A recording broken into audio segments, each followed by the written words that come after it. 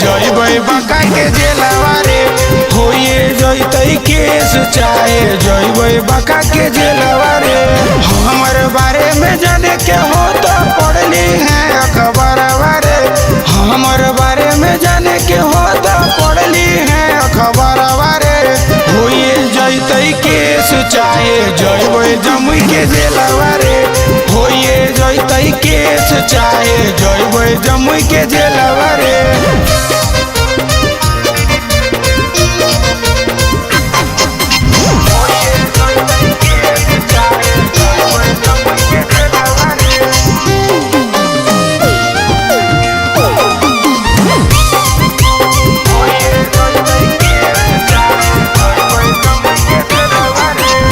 हमसे दुश्मनी बड़ी भारी पड़तौ रे।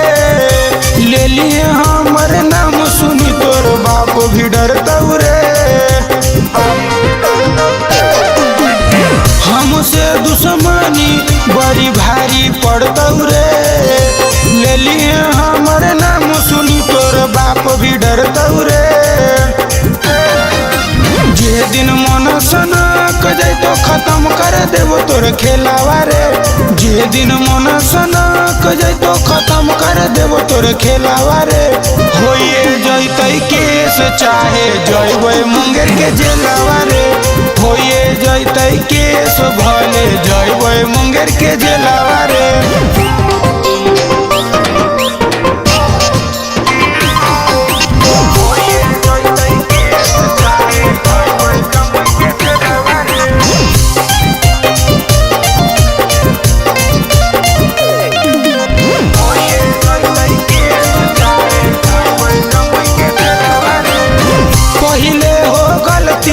जो माफ कलियौ रे तोरा जैसन कहता के हम साफ कलियै रे।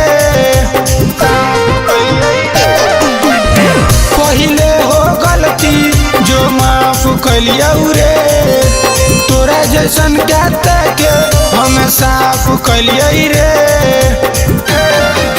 सुरेश के सामने गलती से भी करी है ने झमेलावा रे।